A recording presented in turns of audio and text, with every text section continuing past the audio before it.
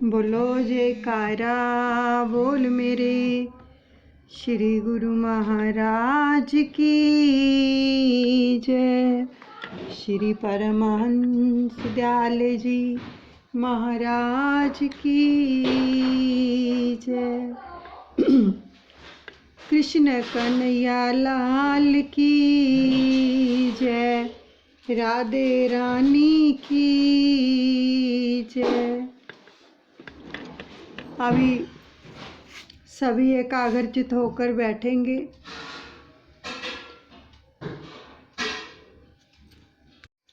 अभी हम अष्टम स्कंद का रसपान करने जा रहे हैं सतगुरुदेव भगवान जी के आशीर्वाद से।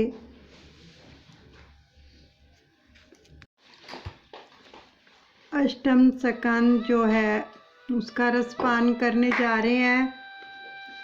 प्रसंग चल रहा है वामन भगवान जी का। अपने सतगुरुदेव भगवान जी के चरणों में लाखों करोड़ों बार दंडवत प्रणाम करते हैं। कृष्ण कन्हैया राधे रानी के चरणों में भी दंडवत प्रणाम करते हैं। सभी एकाग्रचित होकर बैठेंगे अपने मन की समस्त वृत्तियों को एकाग्र करके, क्योंकि प्रभु की लीलाओं का गुणगान हो रहा है। जैसे जैसे प्रसंग आ रहा है प्रभु का, ऐसे ऐसे आप विजुलाइज किया करो कि ये सब लीला हमारी आंखों के सामने हो रही है, तो इतना रस आता है, आनंद मिलेगा। सुंदर मीठी बांसुरी की धुन के साथ बड़े ही प्रेम से श्रवण करेंगे। हर श्वास के साथ सुमिरन चलता रहेगा।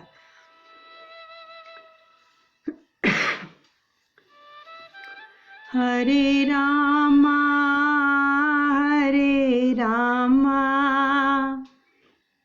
राम रामा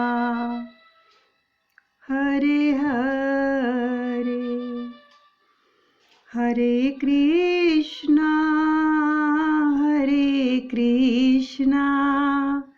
कृष्ण कृष्ण हरे हरे।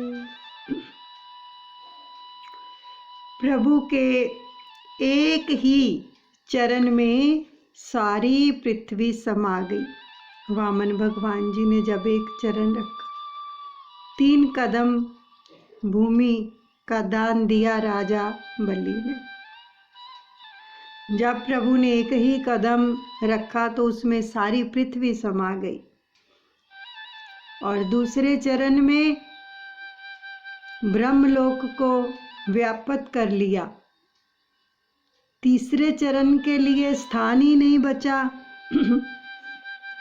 तो उस समय सारे दैत्य युद्ध करने के लिए तैयार हो गए। बोले कि हमारे स्वामी को छला जा रहा है, मारो मारो। तो बलि राजा ने उन्हें समझाया कि यह समय प्रतिकूल है, शांत रहो, नहीं तो तुम ही मारे जाओगे।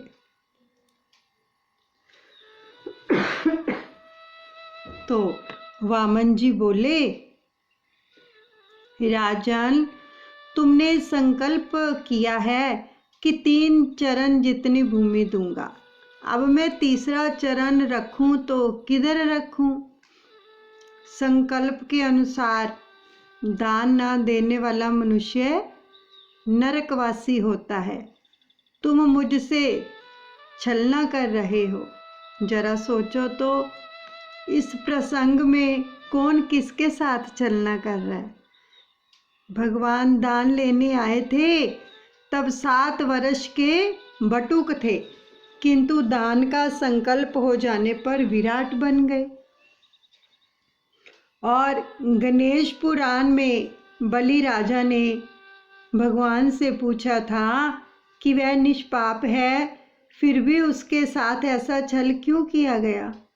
तो बलि राजा निष्पाप था, सो भगवान ना उसके साथ युद्ध नहीं किया भगवान ने। तो ईश्वर निष्पाप है, वे किसी को भी नहीं मारते। मनुष्य का पाप ही उसे मारता है। कई बार बहुत सारे लोग हैं ना, जब कोई भी विपत्ति आती है, कोई समस्या आती है, तो भागवत जी में बिल्कुल सही वचन आए हैं प्रभु के कि क्या कहते हैं लोग, हमारे साथ ही भगवान को ये सब करना था, हमने क्या किया, उसको तरस नहीं आया हमारे ऊपर, उसने हमारे साथ ऐसा क्यों किया। तो देखो यहाँ पर क्या कह रही हैं भागवत जी कि भगवान किसी को मारते नहीं है, मनुष्य का पाप ही उसे मारता है। यानी हमने जो कर्म किए होते हैं उनका भुगतान ही हमें देना पड़ता है। भगवान तो उससे रक्षा करते हैं, बल्कि सूली का कांटा बनाते हैं।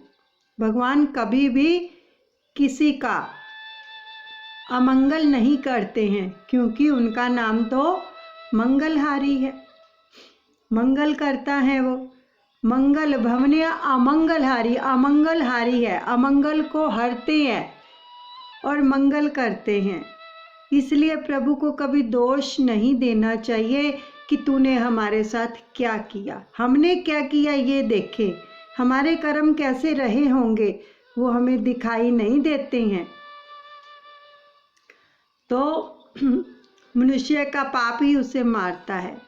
आपने कपट किया, मुझे पाताल में उतार दिया, क्या ये योग्य है, आप ही निर्णय करें। तो वामन जी ने उत्तर दिया, तुम पूर्ण निष्पापी नहीं हो। यज्ञ के आरंभ में गणपति पूजा की आज्ञा की गई थी, तुमने इनकार कर दिया था। मैं विष्णु की पूजा करूँगा, गणपति भी तो विष्णु है, किंतु तुम ना मानो, यह तुम्हारी भेद दृष्टि थी। देखो बहुत ही एक गहन ज्ञान मिल रहा है हमें यहाँ पर कि हर एक को समदृष्टि से देखना है। अगर राजा बलि के इष्ट देव विष्णु हैं तो उनको गणपति की पूजा के लिए अगर कहा गया तो उन्होंने मना कर दिया कि ये तो गणपति, मैं तो विष्णु को ही पूजूंगा। तो यहाँ पर क्या हुआ, उनका तिरस्कार हुआ गणेश भगवान का, तो वो दोष लगा। ऐसे ही हमें भी भगवान के किसी नाम में भी संशय भ्रम नहीं करना चाहिए। जो हमारे इष्ट देव हैं उन्हीं का ही रूप सबको समझना चाहिए। बहुत ही सुंदर वचन है, इसलिए दोष लगता है। फिर उन जो दोष लगता है तो उसका क्या करना पड़ता है, हमें मुआवजा भी तो देना पड़ता है ना। तो इसलिए समदृष्टि रखे। जब तक अनन्य भक्ति सिद्ध नहीं हो पाई तब तक अन्य देवों में भी अपने इष्ट देव का अंश मानकर उन्हें वंदन करो और इष्ट देव से अनन्य भक्ति करो। जो आपका इष्ट देव है उससे प्रेम इतना करो बहुत ज़्यादा, लेकिन सत्कार सबका करो। जैसे देखो एक बच्चा होता है, माता पिता उसे क्या सीख देते हैं कि घर में कोई भी आए, आप कहीं भी जाएं, बेटा सबको फीट टच करना, यानी चरण स्पर्श करना, सबको विश करना, सबसे आशीर्वाद मिलता है, ब्लेसिंग मिलती है। माता पिता ये तो नहीं कहते बस हमें ही, आप बस हम ही तेरे माता पिता है, हमें विश किया करो, किसी को मत बुलाया करो, ऐसे तो नहीं कहते। ऐसे ही हमारे जो सतगुरुदेव भगवान हैं वो भी कभी ऐसा नहीं कहते। सबका सत्कार करो, समदृष्टि रखो, इसलिए अद्वैत मत की रचना की। तो तुमने शास्त्र की मर्यादा का उल्लंघन किया, भगवान ने कहा। तुमने गणपति की पूजा तो की किंतु पूज्य भाव से नहीं की, मन में संशय रख लिया। तो गणपति ने मुझसे प्रार्थना की कि मैं तुम्हारे यज्ञ में बाधा डालूं, अतः मैं यहाँ आया हूँ। गणपति महाराज विघ्नहर्ता भी हैं और विघ्न करता भी हैं। अब मैं तीसरा चरण कहाँ रखूं? तो भगवान ने विराट स्वरूप को देखकर बलि राजा, भगवान के इस विराट रूप को देखकर जो राजा बलि थे वो भयभीत हो गए, डर गए। और उस समय सतवगुण स्वरूपा विद्यावली कहने लगी, यह सब तो तुम्हारी क्रिया भूमि है। इस शरीर पर भी जब जीव का अधिकार नहीं है तो संपत्ति और संतति पर तो कैसे हो सकता है। शरीर मिट्टी से ही बना हुआ है और जीव व्यर्थ ही ऐसा मान बैठता है कि शरीर संपत्ति आदि मेरी अपनी है। वास्तव में ऐसा नहीं है। गीता का आरंभ धर्म शब्द से किया गया है। गीता का प्रथम शब्द है धर्म क्षेत्र। गीता की समाप्ति मम शब्द से की गई है। गीता का अंतिम शब्द है मम।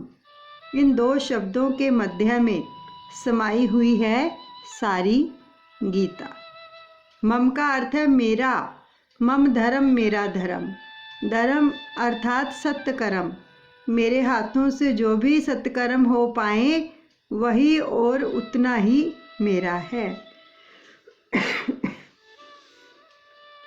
मात्र सत्कर्म ही तुम्हारा है, शरीर नहीं।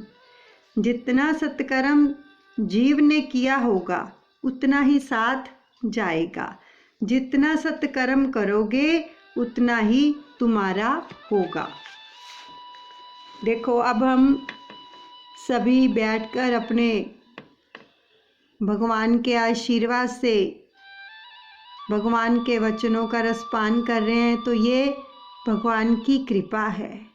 ये भी हमारा एक कर्म लेखे में लिखा जाएगा। ये उसकी कृपा है। उसने हमें बुला बुला कर बिठाया अपने पास, हमें न्योता भेजा है।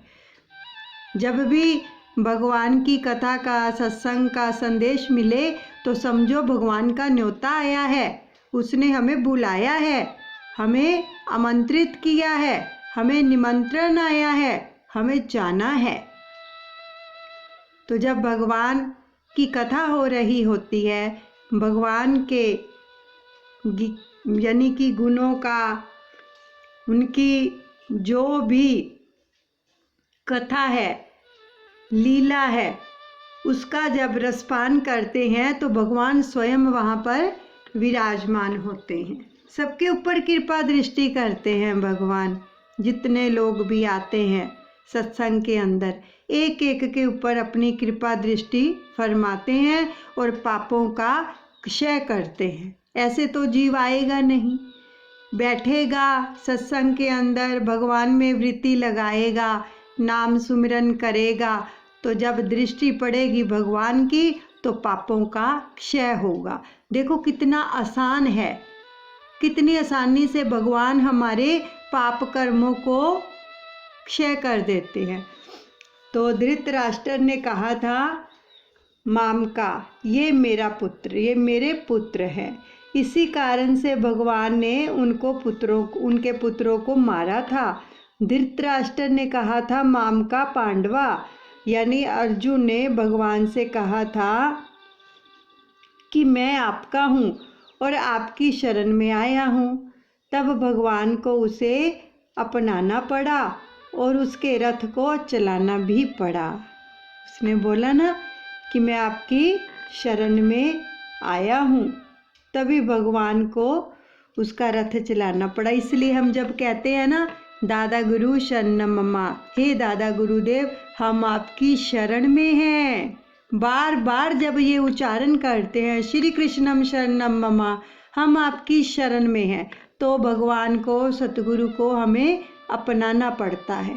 जब हम बार बार उच्चारण करते हैं तो मनुष्य यह नहीं जानता है कि उसका अपना क्या है और क्या नहीं है। फलतः वाद विवाद और संघर्ष होता रहता है, और यदि वह यह समझ पाए कि वास्तव में उसका क्या है तो सारे टंटे फसाद मिट जाएंगे।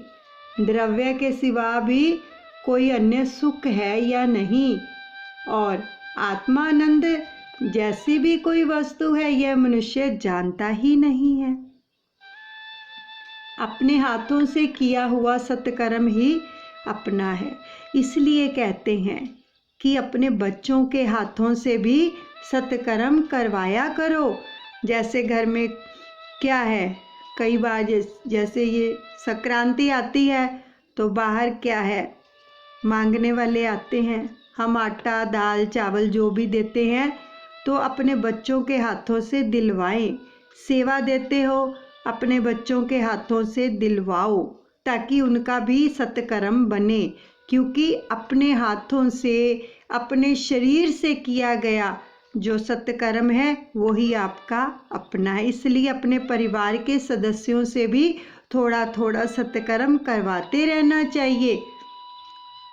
और जैसे कोई किसी का जन्मदिन आता है, मैरिज एनिवर्सरी आती है, गाय को हरा चारा डलवाओ, गौशाला में जाकर बच्चों को बोलो चलो, ये भी सत्कर्म है। गरीबों को बांटना बच्चों के हाथों से। जन्मदिन पर हम उनके फ्रेंड्स को बुलाते हैं, घर पे सब कुछ करते हैं, लेकिन बच्चों को बोलो कि जो गरीब बच्चे होते हैं बाहर जाकर उनसे कुछ ना कुछ उनके हाथों से बंटवाओ, ये सत्कर्म है। सेवा दिलवाओ, सेवा आप देते हो बच्चों के हाथों से भी दिलवाओ। तो यह क्या है, अपने हाथों से किया हुआ सत्कर्म ही अपना है। यह जीव नहीं, प्रभु ही स्वामी है। जीव तो मात्र क्या है, मुनीम है। इस शरीर पर जब जीव की सत्ता ही नहीं है और किसी वस्तु पर तो कैसे हो सकती है। यमराज की आज्ञा होते ही शरीर का त्याग करना पड़ता है। जैसे ही यमराज आज्ञा देते हैं जाओ इसको लेके आओ, तो क्या होता है, क्या होता है, फिर त्याग करना पड़ता है ना। तो जगत के कानून वहाँ नहीं चल सकते हैं। यह कभी मत भूलो कि तन और मन के स्वामी मात्र परमात्मा ही हैं। किसी भी वस्तु पर जीव का अधिकार नहीं है और स्वामी परमात्मा है। फिर भी जीव मेरा मेरा करता है। जो मेरा मेरा करता है उसे भगवान मारते हैं, जो तेरा तेरा करता है उसे भगवान तारते हैं। तो गाओ, तारा है सारा जमाना, श्याम हमको भी तारो। तारा है सारा जमाना, प्रभु हमको भी तारो। हमको भी तारो नाथ, हमको भी तारो। हमको भी तारो प्रभु, हमको भी तारो। तूने तारा है, तूने तारा है सारा जमाना, श्याम हमको भी तारो। तारा है सारा जमाना, प्रभु हमको भी तारो। अपने हाथों से किया हुआ सत्कर्म ही अपना है। तो अब विद्यावली ने कहा कि हे प्रभु, यह तो आपकी ही लीला है, आपको कोई क्या दान देगा। मेरे पति ने अभिमान वंश दान देना चाहा और दिया, आपको कोई कुछ नहीं दे सकता। सब सर्वत्र के स्वामी आप ही हैं। इसी कारण से वैष्णव संप्रदायी दान के बदले भेंट शब्द का प्रयोग करते हैं। जो ईश्वर का है वही उन्हें समर्पित करना है। प्रभु, मेरे पति के कथन में गड़बड़ी हो गई। देखो, शब्दों का उच्चारण भी हमें बड़े ध्यान से करना चाहिए।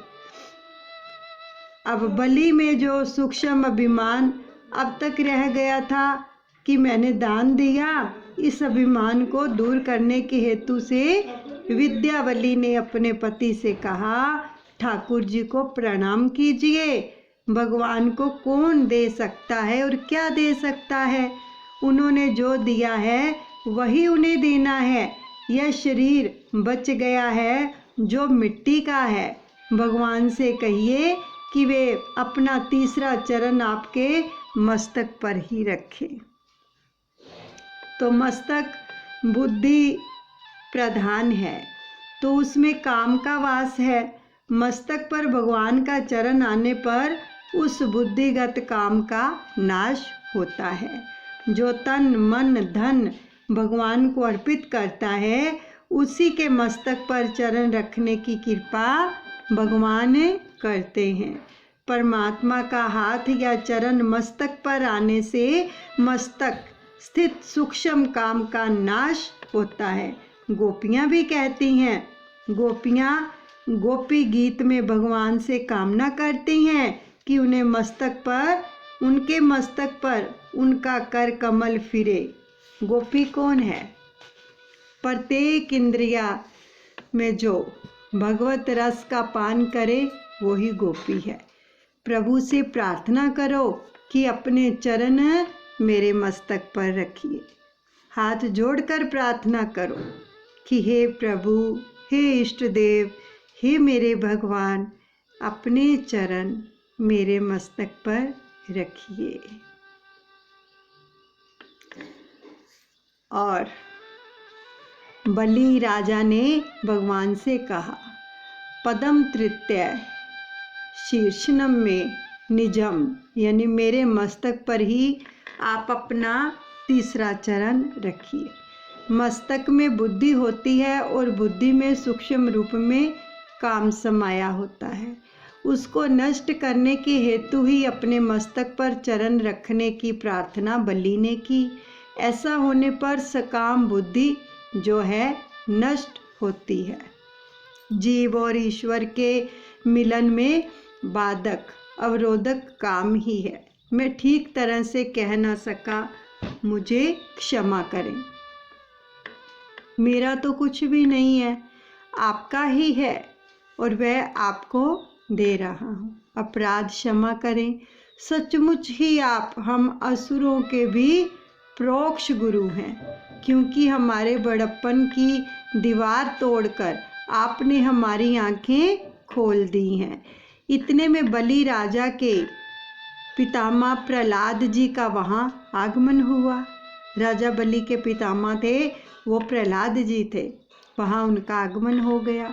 वे भगवान से कहने लगे, आपने मेरे इस पौत्र को दिया हुआ इंद्र पद छीन लिया और लक्ष्मी वहीन कर दिया।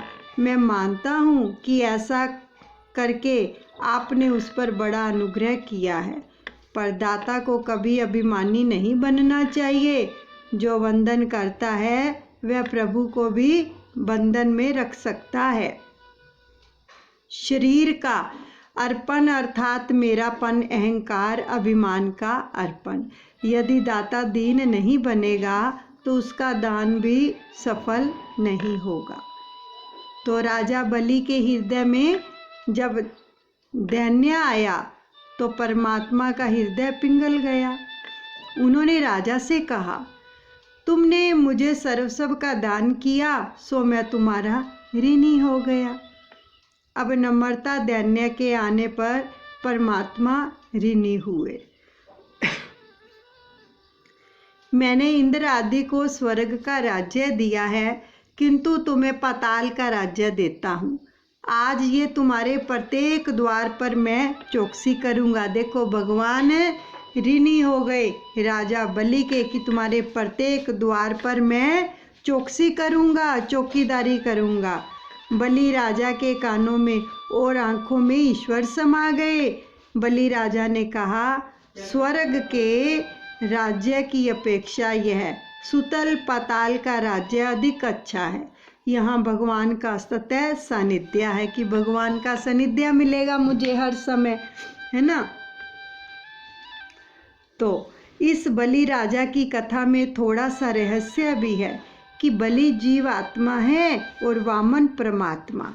बलि राजा के गुरु कौन है? शुक्राचार्य जी।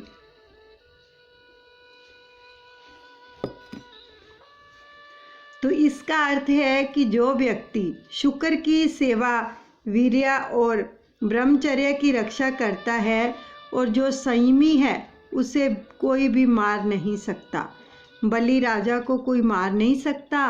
कंस आदि को तो मारा था, किंतु वामन भगवान ने बलि को नहीं मारा। बलि निष्पाप है, शुक्राचार्य की सेवा करता है, सदाचारी है। भगत शत्रु की सेवा करके जब बलि बनता है तभी भगवान आंगन में पधारते हैं। तुम बलि बनोगे तभी भगवान तुम्हारे भी आंगन में आएंगे। बलि बलवान है, बलवान ही भगवान के मार्ग पर चल सकता है और प्रगति कर सकता है। किंतु बलवान कौन है? जो अंदरूनी शत्रुओं को, काम, क्रोध, मद, मोह, लोभ, मत्सर को मारता है, वही बलवान है। जीवात्मा बलि जब बलवान बनता है तो उसके द्वार पर भगवान आ खड़े हो जाते हैं। शारीरिक, बौद्धिक और ज्ञान बल की अपेक्षा प्रेम बल अधिक श्रेष्ठ है। प्रेम बल के सामने सभी अन्य बल गौण हैं। बलि वही है जो एक प्रभु के साथ ही प्रेम करता है। सभी बालकों की अपेक्षा प्रेम बल श्रेष्ठ होने के कारण तुम परमात्मा के साथ ही प्रेम करो। द्रव्य बल से प्रभु को जीता नहीं जा सकता, प्रेम बल से परमात्मा को जीता जा सकता। द्रव्य यानी कि पैसा, पैसे से कभी भी परमात्मा को नहीं, प्रेम से जीता जाता है। यदि परमात्मा के साथ प्रेम करना है तो जगत के पदार्थों के प्रति प्रेम को छोड़ना होगा। परमात्मा के साथ तभी प्रेम हो सकता है कि जब जीव के पदार्थों का प्रेम छोड़ता है। परमात्मा के साथ प्रेम करोगे और संयम बढ़ाओगे तभी तुम बलि बन पाओगे और तभी वामन बनकर भगवान तुम्हारे यहाँ आएंगे। भगवान को मांगते हुए संकोच हो रहा था, अतः वामन बनकर आए थे। जीव प्रेम भाव बढ़ाए तो भगवान बटुक बनकर, निर्बल से बनकर आंगन में आते हैं। कोई एक स्त्री कथा सुनने के लिए चली और मार्ग में उसका बालक रोने लगा। अब माता ने उसे कुछ खिलौने दिए, फिर भी वह रोता ही रहा। वह माता का आंचल खींचने लगा और कथा में जाने से उसको रोकने लगा। अब बालक के प्रेम में माता क्या था, दुर्बल हो गई, अतः वह स्त्री कथा में नहीं गई। वही बालक युवक बना, विवाहित भी हो गया और माता का प्रेम भी भूल गया और माता का प्रेम भी समय के साथ साथ कुछ कम सा हो गया। अब युवक माता को कथा में जाने से रोकता तो माता नहीं मानती। वह कहती कि अब तुम्हें मुझ पर वह प्रेम नहीं है। युवक जब बालक था तो उस पर माता का पूरा प्रेम था, यानी जब उसकी शादी नहीं हुई थी। तुम प्रेम बल बढ़ाओगे और बलि बनोगे तो परमात्मा तुम्हारे आंगन में पधारेंगे। जो सदाचार पूर्ण और संयम जीवन जीता है उसके घर में ही भगवान भिक्षा मांगने जाते हैं। परमात्मा जब द्वार पर पधारते हैं तो 3 वस्तुएं मांगते हैं। वे 3 कदम भर पृथ्वी मांगते हैं, अर्थात वे जीव मात्र से तन, मन और धन मांगते हैं। इन तीनों का भगवान को दान करना चाहिए। तन से सेवा करने पर देह या अभिमान नष्ट होता जाएगा और तन से सेवा करने से अहंकार घटता जाएगा। धन से सेवा करने पर धन की माया, ममता, मोह नष्ट होने लगेगी और मन से सेवा करने से श्रम नहीं होता। तन, मन, धन भगवान को देने पर ही रास लीला में स्थान मिलता है, जीव और ब्रह्मा का मिलन होता है। अतः इन तीनों से भगवान की सेवा करो। सभी वस्तुएं भगवान की हैं और उन्हीं को अर्पण करनी है। उन्हीं का दिया हुआ हम उनको देना है। और जो व्यक्ति बलि की भांति तन, मन, धन भगवान को अर्पित करता है, भगवान उसके द्वारपाल बनते हैं।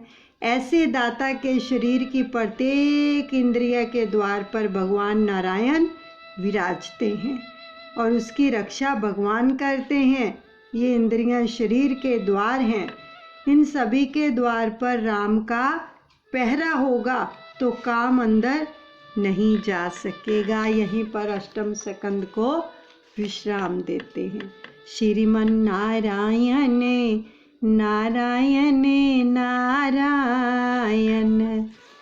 लक्ष्मी नारायण नारायण नारायण, बद्री नारायण नारायण नारायण, श्रीमन नारायण नारायण नारायण।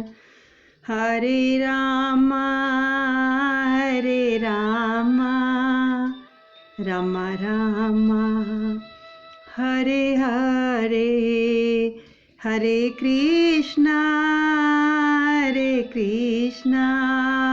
कृष्णा कृष्णा हरे हरे। बोलिए सतगुरुदेव भगवान की जय, जुगल जोड़ी सरकार की जय, कृष्ण कन्हैया लाल की जय। सभी अपने सतगुरु भगवान के चरणों में अर्पण करते हैं, अनुचित क्षमा करें।